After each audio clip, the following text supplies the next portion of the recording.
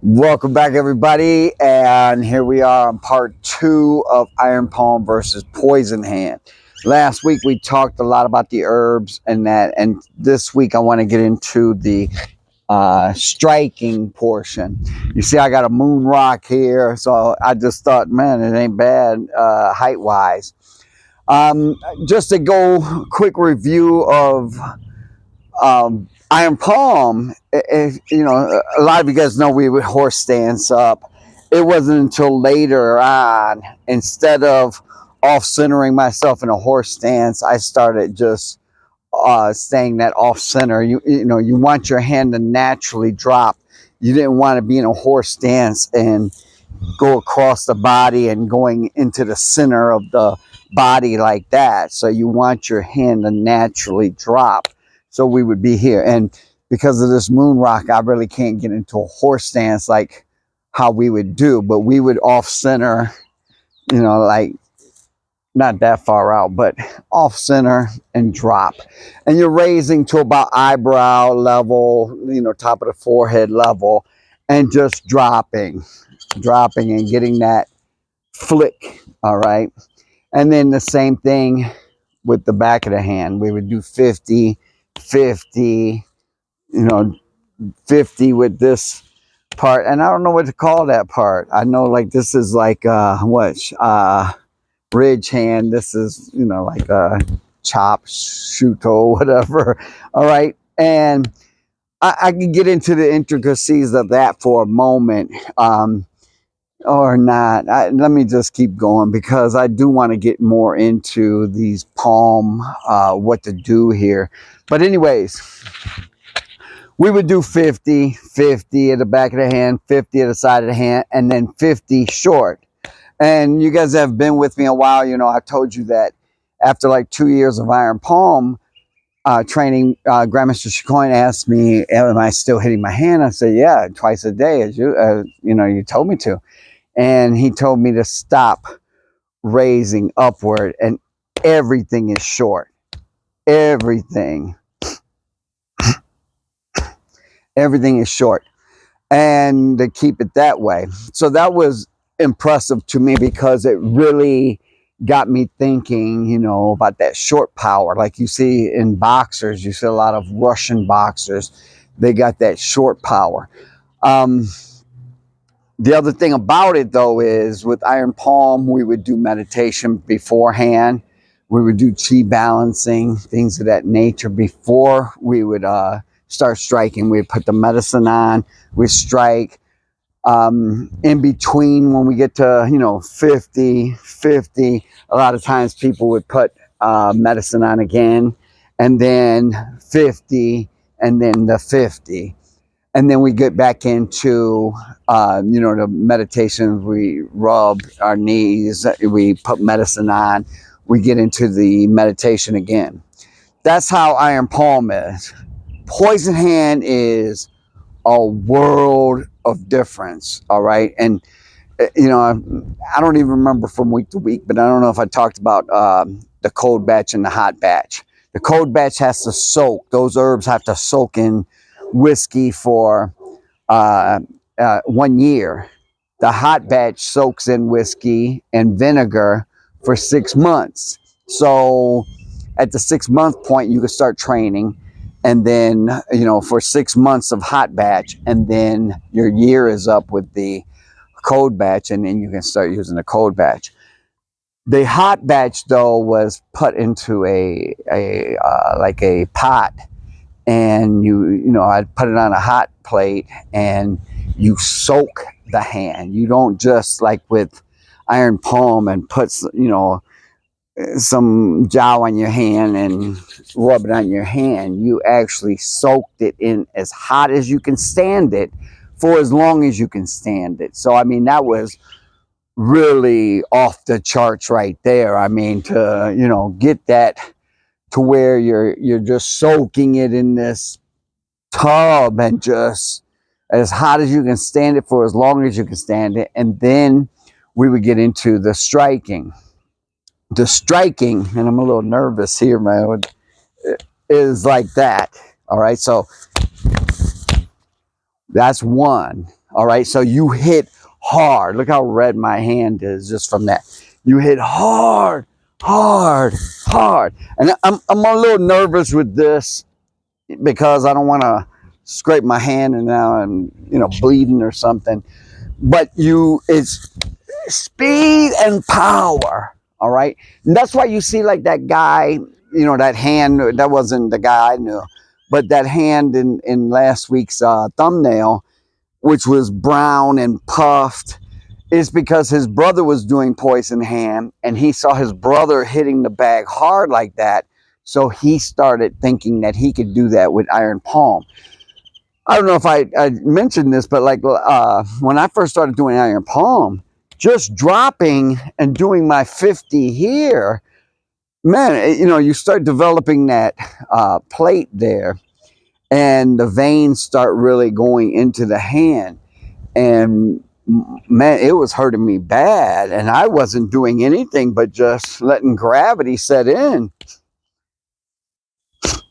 And by doing that, it was so tender because you see there's no meat there. And so some of the senior students told me just go through the motion for a while and let your hand heal, keep putting medicine on it. And then when you start striking again, and I never had that issue again. I can break bricks with the back of my hands. So it's not an issue anymore.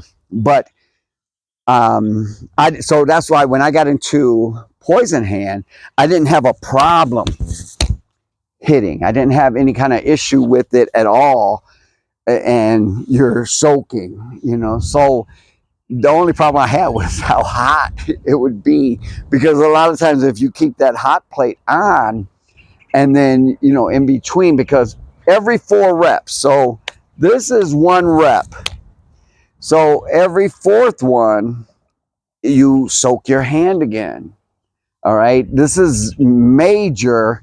And it's a matter of keeping that hot plate and trying to keep it at that temperature, because a lot of times if I would unplug that hot plate and then when I would go back to soak, it wasn't that hot for me. I could withstand more. So, you get, your temperature, capacity to keep your hand in it, starts getting a higher tolerance. So, but then sometimes you'll keep it plugged in the whole time and then you go through a couple of reps, like 4 set, and then all of a sudden you put it in there and it's just too darn hot. So that was a major difference from, iron palm, as you could just tell just by, putting a little bit of jowl on your hand or, soaking your hand and striking like that. The other thing about this poison hand that was really shocking to me was we would do meditations, but we would meditate bringing it up. Everything stayed in the front. And we would, and I didn't know anything about yoga at the time. I knew yoga and that people stretch or whatever. I heard the word and I knew that. But I was walking through a bookstore and I saw this book with a guy sitting down or whatever, and they had the chakras, the 7 chakras lit up, in different colors. And I froze and I'm thinking, how the hell do they know that about poison hand, Not, the other way around, I was thinking like, man, how did they know to meditate on these points?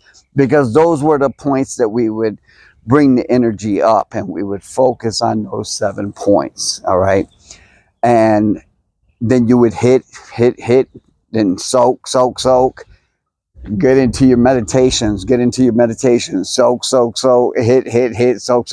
Just repeat. And I don't want to get into the reps or anything like that. But I do want to talk about this final meditation.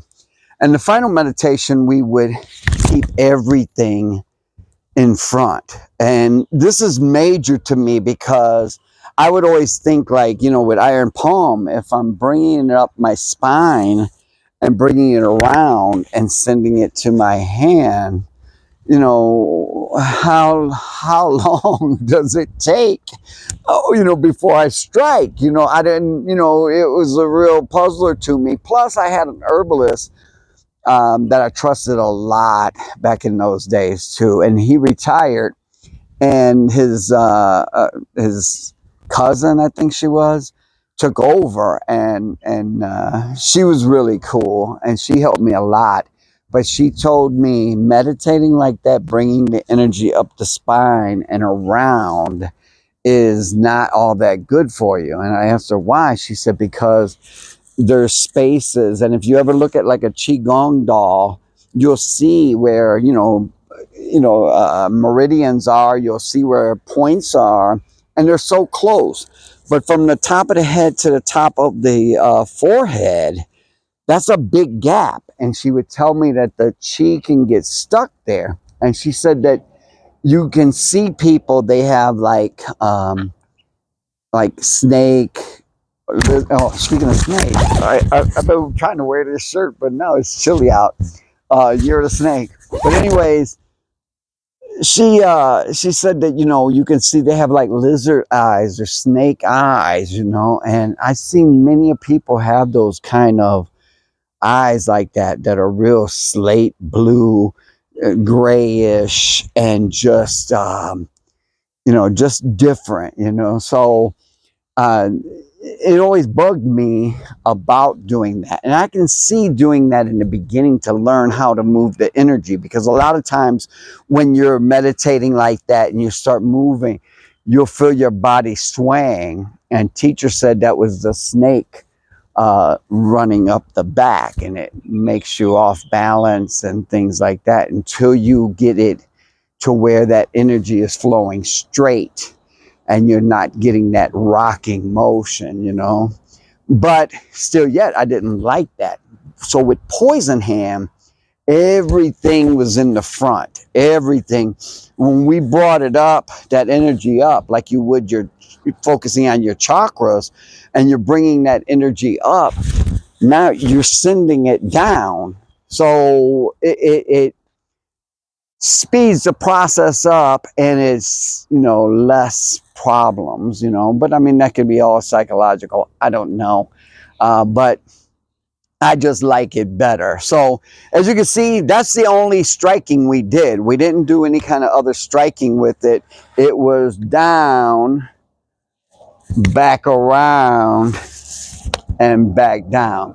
Now the other thing I want to say about this is, in my opinion, after you've got iron palm and you've used medicine and everything, and you're good to go with your iron palm, like I could do iron palm for weeks and months at a time and not use any medicine, because my hand isn't achy, it's not sore. So why would I apply that?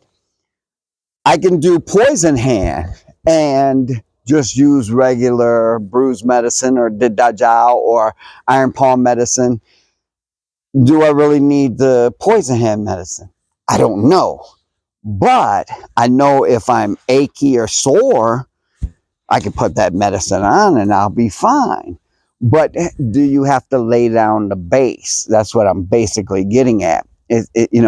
With iron palm, I laid down a good base, and I've been very honest about the pain I suffered from just dropping it lightly. And in the beginning years, not years, but in the beginning weeks and months, the tenderness that happened to me. But then once I got past that, I've never had any issue with the back of my hand, and to put some medicine on when needed, that's fine. But I don't need to put medicine on. Although a lot of people will always put the medicine on, I look at it like psychologically. Like anytime I would break, I would always want to put medicine on before I broke, because it just gave me that psychological edge. I like the smell. I felt like my hand is protected when I'd go through blocks. So that did that for me. But I think that when you lay down that base, you really can pick and choose. I mean, would I put medicine on my knee every day or something? Maybe if I banged it bad and I've got a bad bruise on there, of course I would. All right. Another thing that I wanted to talk about, and I think I've spoke about this before, is DMSO. and that's like a horse liniment. And to put 2/3 medicine and 1/3 this DMSO that you can pick up at any feed store or what have you, teacher said that the DMSO will take the medicine in deeper into the muscle and help, you know, fix things quicker. And I've been using DMSO with my medicine for decades now. So, I mean, I really believe in that. Although if you use too much DMSO, because you'll see on the bottle of DMSO, it'll say not for human use. And I believe the only reason why they say that is because, man, it will itch, you know. So I've put it to where I put like 50-50, and you know, maybe I had a Charlie horse, you know, a bruise on my thigh from sparring or whatever, and then I'll put that on, and I'm thinking to put more DMSO to get it in deeper, and man, the itching is crazy. So I always keep the DMSO down to 1/3 and 2/3 of medicine, just like teacher said to do. So, but trial and error, and I've seen for myself. Maybe I need to do like a video call with Mike Biggie and record it and talk about these herbs, because he's got more knowledge than anyone I know. And the reason being is a lot of herbalists are like doctors. They know how to get rid of headaches. They know what herbs for. They're not martial artists, is what I'm basically getting at. Most of them. Some of them might be good martial artists too, but Mike Biggie has been, you know, dealing with Feminong stuff, Gene Chicoin stuff, numerous other people, herbs. And I gave him my my poison hand medicine so he could research that. So, you know, maybe I'll get him on the phone and we'll do a nice video call or something, and then record it. So that's it, man. That's all there really was to poison hand, except for the various meditations and the herbs, of course. But I think if you've got a strong base with the iron palm, I don't see a problem doing that. You might want to, you know, change up the, you know, the power in the beginning, because when you first do it, I felt it, and so you might want to take that down a notch or two and then go from there. Me personally, I never hit down anymore. As you guys see, I've got my hanging iron palm bags, and I like to hang it, and I would much rather hit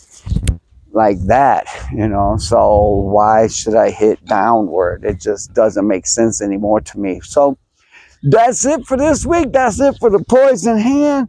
I hope you guys enjoyed it. I hope you guys got something out of it, and be careful.